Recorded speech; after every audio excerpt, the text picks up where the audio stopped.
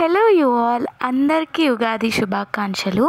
ఇంకా ఈరోజు పండగ కాబట్టి గడపకి పసుపు రాద్దామని పసుపు అయితే కలిపి పెట్టుకున్నాను. అలాగే కుంకుమ, పూలు, ఇంకా బియ్యం పిండి ముగ్గు కోసమని ఇలా ఒక ప్లేట్లో అన్నీ రెడీ చేసి పెట్టుకున్నాను.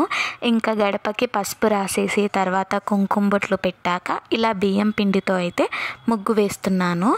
తర్వాత ఇంకా పూలన్నీ గడపకి పెట్టేస్తే ఇంకా గడప పూజ అయితే రెడీ అయిపోయింది. తర్వాత అయితే ఇక్కడ బంతి పూలు ఆల్రెడీ కట్టిన మాలని తీసుకొని వచ్చామన్నమాట నిన్న నైట్. ఇంకా మామిడాకులు అయితే కడుతున్నాము గుమ్మానికి పెట్టడానికి. ఇంక ఇక్కడైతే మా హస్బెండ్ అయితే కుడుతూ ఉన్నాడు మామిడాకులు. మా అత్తయ్య అయితే వేప పువ్వు అంతా తీస్తుందన్నమాట ఉగాది పచ్చడి కోసం అని చెప్పి. నేనైతే కిచెన్లోకి వచ్చాను. పొంగలి ప్రసాదంగా పెడదామని ఇలా బియ్యం పెసరపప్పు అయితే నానబెడుతూ ఉన్నాను. అంతలోపు నేను ఇక్కడ దేవుడి పటాలన్నీ క్లీన్ చేసుకొని బొట్లు అయితే పెడుతున్నాను. పండగ కాబట్టి ఖచ్చితంగా దేవుడి పటాలు ఇంకా దేవుడి సామాన్లు కూడా అన్నీ క్లీన్ చేసుకుంటాను. ఇక్కడైతే పొంగలి చేస్తూ ఉన్నామన్నమాట. మా అత్త చేస్తుంది ఇక్కడ. ఇంకా అది ఉడికాక కొంచెం దగ్గర పడ్డాక బెల్లం వేయాలి. తర్వాత అంతా కలుపుకున్నాక పాలు వేసి ఇలా ఇంకా దగ్గరకు అయ్యేలాగా ఉడికించుకోవాలన్నమాట. తర్వాత ఇంకా పక్కన ప్యాన్లో అయితే నెయ్యి ఇంకా జీడిపప్పులు అయితే వేస్తున్నాము పొంగల్లో వేయడానికి. ఇంకా జీడిపప్పు ఫ్రై అయ్యాక అది పొంగల్లో వేసేస్తే ఇంకా పొంగల్ రెడీ అయిపోయింది. నేను ఇక్కడ ఉగాది పచ్చడి కోసమని చింతపండు రసం తీస్తూ ఉన్నానన్నమాట.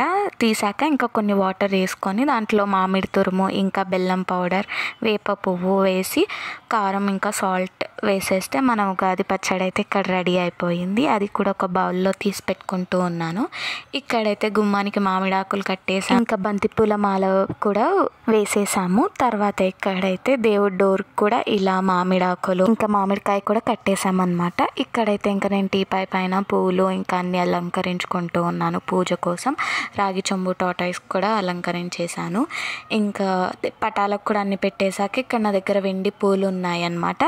ఇవి కూడా ఒక్కొక్క పటంకి ఇలా వెండి పువ్వు గుచ్చేసి అన్నీ పెట్టేస్తూ ఉన్నాను. వెండి పూలు ఒక్కొక్క పువ్వు తీసుకొని ఇంకా దీపాలకు కూడా ఒత్తిలేసి పెట్టాను. ఇంకా పొంగలి ప్లేట్లోకి పెడుతున్నాను అనమాట, ప్రసాదంగా దేవుడికి పెట్టాలని. ఇంక ఇక్కడైతే అన్నపూర్ణమ్మ వారిని ఇలా కిచెన్లో సెట్ చేసుకుంటాను నేను ఇప్పుడు. ఇంకా పువ్వు కూడా ఇక్కడ పెట్టేస్తూ ఉన్నాను అనమాట.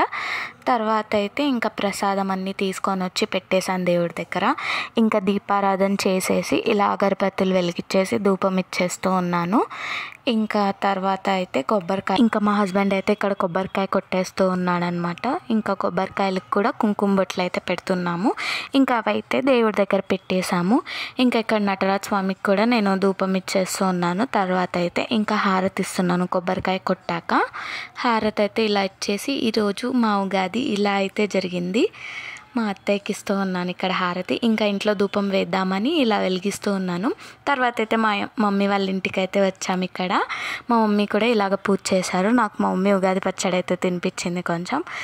తర్వాత మా అత్తయ్య అయితే ఇక్కడ ఓలిగలు ప్రిపేర్ చేస్తుంది పండగ స్పెషల్గా. మా మామయ్య అయితే రాలేదు. ఇంకా మా మమ్మీ అయితే మేము రాకముందే ఇక్కడ పూర్ణం ఇంకా ఓలిగ పిండి మొత్తం అన్నీ కలిపి పెట్టింది. మా అత్తయ్య వచ్చాక ఇలా మా అత్తయ్య అయితే ఓలిగలు చేస్తూ ఉన్నారనమాట. అయితే అందరం వేడిగా తిన్నామన్నమాట. ఓలిగ చాలా బాగున్నాయి ఓలిగలు అయితే. సంక్రాంతి టైంలో కూడా మా అత్తయ్య ఓలిగలు చేసింది, అప్పుడు ఇంకా బాగా వచ్చాయి. ఇప్పుడు కొంచెం స్వీట్ తక్కువైంది, అయినా కూడా చాలా బాగుంది. ఇంకా మా మమ్మీ అయితే పండగ స్పెషల్గా మామిడికాయ చిత్రాన్నం చేసింది, పప్పు చేసింది, రసం ఇంకా ఆలు వంకాయ కర్రీ కూడా చేసింది. మేమైతే ఓలిగల్లోకి ఆలు వంకాయ కర్రీ అయితే తింటాము, చాలా బాగుంటుంది. ఇలా అయితే ఉగాది జరుపుకున్నాం.